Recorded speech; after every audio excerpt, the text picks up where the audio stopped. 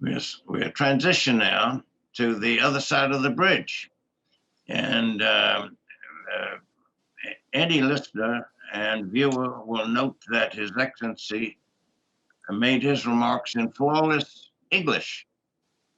The number of Americans who could do that, if you round them off to the nearest even number, would be somewhere around 0. There are more than 500,000 citizens of the 6 GCC countries who have obtained a portion of their higher education at one of America's 2,968 universities there. The number of Americans who have obtained their 4-year undergraduate or graduate education in the GCC countries, again, rounding them off to the nearest number, is 0. So, mafi badal, and there's no balance, no symmetry in terms of the educational component of our relationship. But the best and the closest we can have of being on this bridge at the American end is Mr. Joey Hood, who has spent most of his career in the entities and principalities of East Arabia and the Gulf. He is the Principal Deputy Assistant Secretary of State for Near East Affairs. And so this, in the language, jargon, slang of official terminology, he's the PDAS, the Principal Deputy Assistant Secretary. And this is as high as one can obtain in the U.S. Foreign Service as an Arabist, short of becoming the Assistant Secretary of State for Near East Affairs. So Mr. Joey Hood has this position. And what does he bring to the table? He was formerly the Deputy Chief of Mission at the United States Embassy in Baghdad, former Deputy Chief of Mission at the U.S. Embassy in Kuwait. And those who are not Foreign Service professionals or foreign affairs practitioners, or maybe to be understood for not understanding that the person who really runs the embassies and to whom the day-to-day trust of administration and management and direction is placed is the Deputy Chief of Mission. So Joey Hood has had this position in Iraq. He's also had it in Kuwait. And he was also the principal officer. Indeed, he was the Consul General at the U.S. Consulate General in Dhahran, Saudi Arabia, which is the nerve capital, the epicenter of the hydrocarbon fuels industry on a global scale. And in addition to that, he has served in Yemen, as well as Qatar, and was for a time the director of Iranian affairs in the U.S. Department of State. What more can one ask to come at these issues and to be a fitting counterpart to His Excellency Dr. Naif al-Hadrath than Joey Hood? Mr. Hood. Thank you, Dr. Anthony, for that generous introduction. And Ma'ali al-Amin al-Am, Assalamu alaikum wa rahmatullahi wa barakatuh. I hardly see myself as a fitting counterpart for His Excellency, but I will do my best to play the part for the US government here. I think both of you have hit on a couple of themes that I would like to expand upon a little bit here. I am, unlike you, I am not going to talk about what might come for a different administration. That's not my role. But I think it would be useful here to talk about what some of our enduring interests are in the region that have been there for decades, and I think will remain for decades more. And because even as His Excellency said, we're fighting the pandemic And while we do that, we continue to pursue our interests. We have not allowed ourselves to be derailed from countering the malign influence of Iran, promoting stability with our partners by ending regional conflicts, and by ensuring prosperity. I would also add to that addressing the largely negative role that some other global powers like China and Russia are beginning to play in the region. But let me start with Iran. It's our top policy priority to counter Iran's malign influence. It has been for decades now, and it will remain that way until we can convince Tehran to simply behave like a normal country. We're not looking for perfection. We know that that's not something of this world. But to paraphrase Henry Kissinger, we want them to act more like a government and less like a revolution. Because we've seen what the exportation of that revolution, so-called, looks like. It's chaos, it's human disaster in places like Syria and Yemen, and increasingly Lebanon, as it attempts to undermine state sovereignty in those places, as well as in Iraq. The current situation there shows a lot of the damage that Iranian-backed elements can do. They routinely engage in widespread theft of Iraqi state resources. They assassinate and kill Iraqi civilians all the time, including yesterday, when they launched 122 millimeter rockets and ended up killing an Iraqi child. For what? To make a point about revolution? Well, to combat this, we've been working closely with the Iraqi government and the Iraqi people, who have stood up more and more to say enough of this. If we succeed, it's going to help all Iraqis, not just Sunni Arabs or Kurds, but also Shia Arabs and Christians and Yazidis, who will have a chance to thrive again in what is a very special land for those religions. It will mean that the Gulf states will no longer have to live in fear of Iranian threats and violence. It would help prevent famine in Yemen and enable a political solution to that conflict. It would mean a more secure Israel, which would reap the benefits of regional cooperation and integration for everyone. It would mean a truly independent and sovereign Lebanon, free from the influence of the terrorist group Hezbollah. So you can see why, far beyond the nuclear program, we are working hard to counter that malign influence, because we see what could be done in the absence of it. There's no better example of that than the Abraham Accords.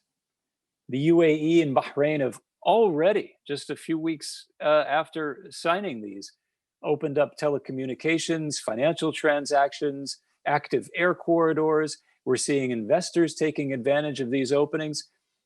We had a senior visitor recently to the UAE. He was having breakfast in his hotel, and he said, I was just so surprised.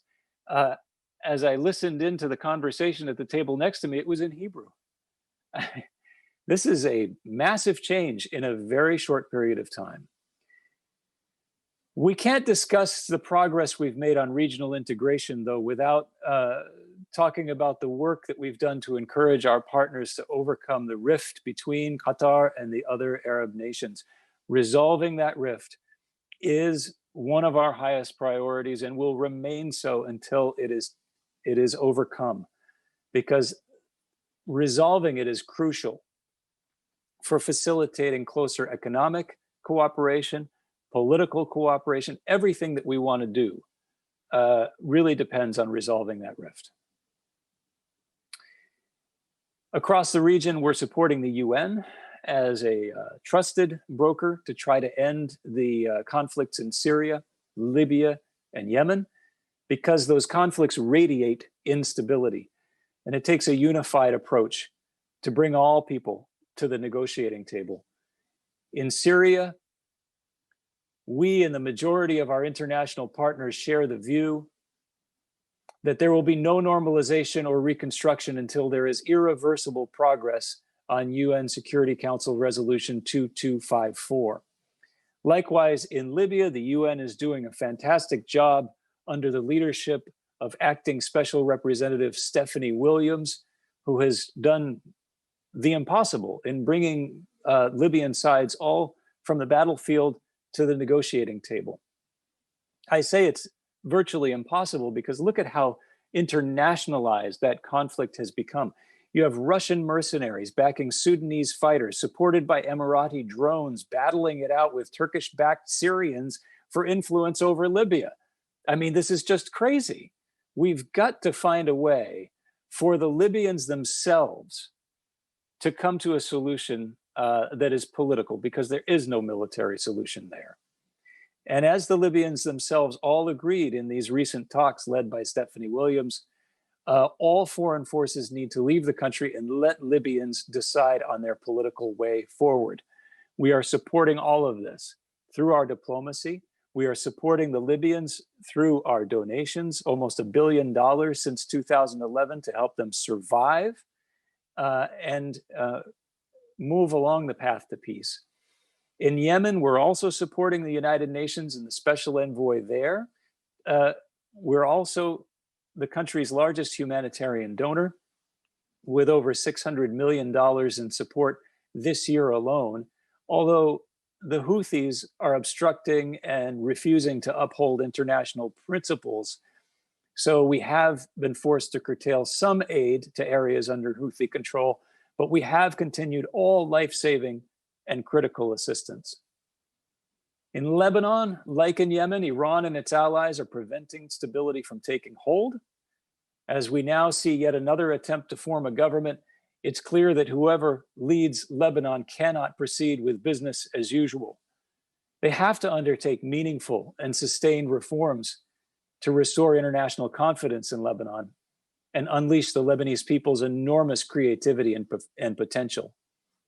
That's why we're determined to push back on Hezbollah, because it puts its own interests ahead and those of Tehran ahead of the Lebanese people.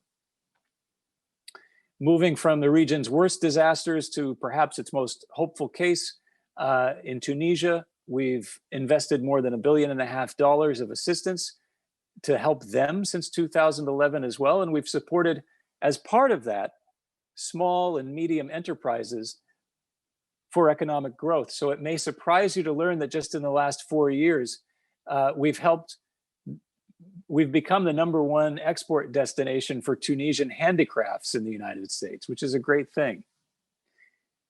And now I'll wrap up my comments by talking about my second home, which is the Gulf Cooperation Council countries. Our 75-year partnership with the Gulf countries continues to grow. If I look just prior to the pandemic, building on what Dr. Anthony was saying about the students, we had over 160,000 American citizens living in the Gulf, probably more because they don't all register with the embassies. Saudi Arabia was among the top 10 countries in the world sending students to the United States. According to my own personal calculations, Kuwait, under the leadership of the late Emir Sheikh Sabah Al Ahmed, sent about 10% of all its high school graduates to the United States to study every year. Our commercial ties were equally impressive. In 2019, nearly 2/3 of all US exports to the Middle East and North Africa went to the GCC countries. And that together amounted to more than what the United States exports to Brazil, France, and the entire continent of Africa. It's tremendous. We've seen, beyond the Abraham Accords, we've seen some really interesting developments over the past few months and years as well. The UAE joined the Artemis Accords, which is an international partnership led by NASA that will explore the moon and Mars. Can you imagine 30 or 40 years ago talking about that we would be partnering with the UAE to go back to the moon? Or can you imagine even 5 or 10 years ago, any of us saying that Six Flags would be investing in Saudi Arabia to build amusement parks? We're proud to be participating in Expo 2020 Dubai as well. We'll welcome millions of visitors. But this is just the sort of thing that we do on a regular basis with the GCC. And it's mainly because we have those shared interests that His Excellency talked about, but also because of those people-to-people ties that I just reviewed. When you have all of those students, you have all of those people living and working and getting married with each other, it's inevitable that our ties will continue to grow on the economic front, the political front, and every front you can imagine.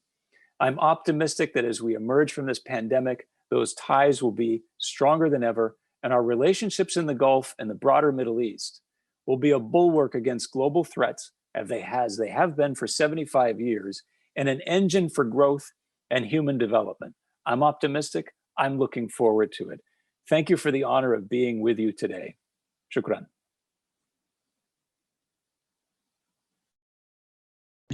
Yeah.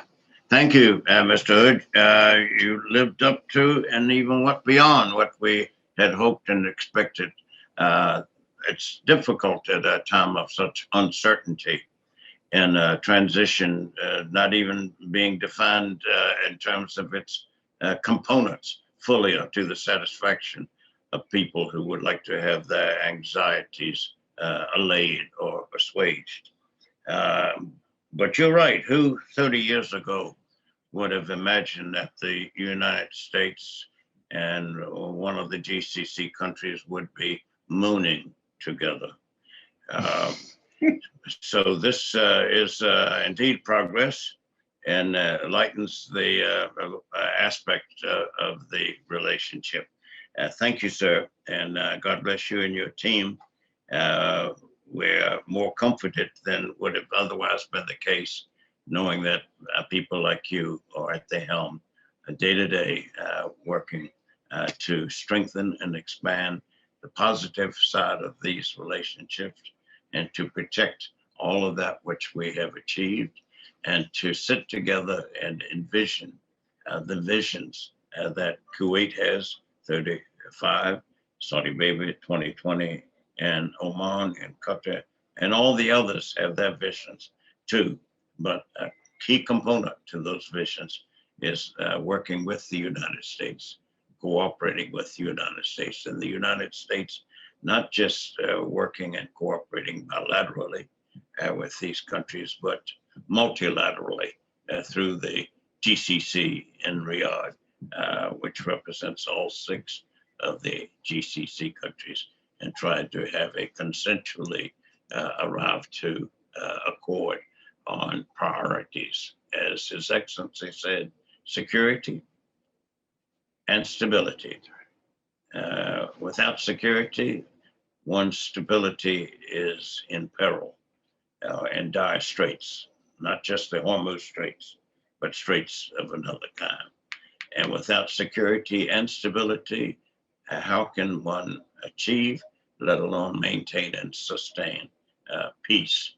And without security, stability, and peace, how can one realistically speak to one's children that we're doing everything possible, humanly and otherwise possible, to achieve a future that can be described as prosperous, an era of prosperity?